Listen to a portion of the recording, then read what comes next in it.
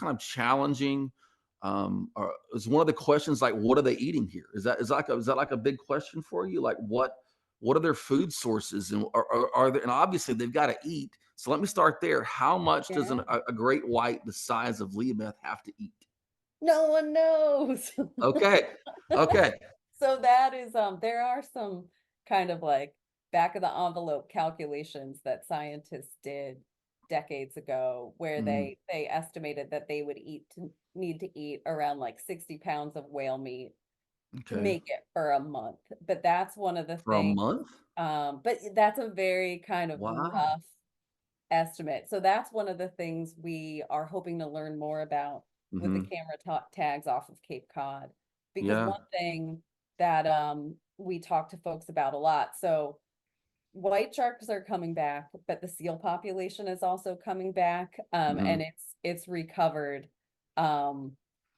like almost exponentially, some might say, in terms of Mhm. pupping rates, Okay.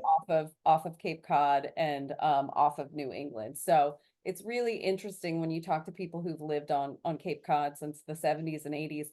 They never used to see seals. The first couple Huh. times they saw seals there, Mhm. they were so excited. It was like seeing a unicorn. And Sure. now you are hard pressed to go to the beach on the Cape and not see a seal somewhere. And Wow. so, they have interactions with local fishermen who we work with, and they can be, they're very cute, but they can be a nuisance in various ways. So one of the things we're trying to learn more about is how the sharks impact not only the population size of the seals by how many they're actually eating Mhm. or injuring severely enough to cause that animal to succumb to their injuries later, but also learning about how they influence the behavior of seals.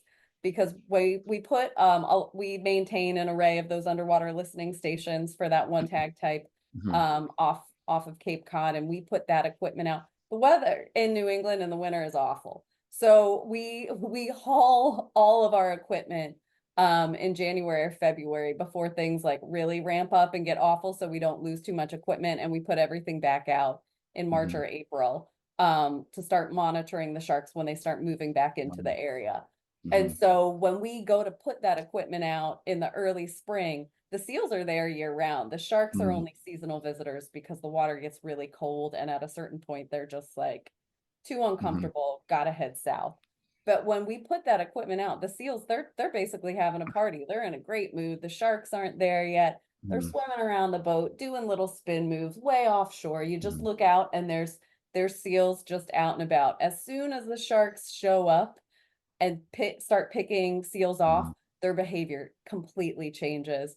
They will as close to the beach as they can in really shallow Mhm. water because they know that the sharks are bigger than them and can't get into water as shallow as they can, and they'll spend a lot of time in harbors and inlets Mhm. where the sharks don't venture because it's too shallow and difficult for them to navigate. So Mhm.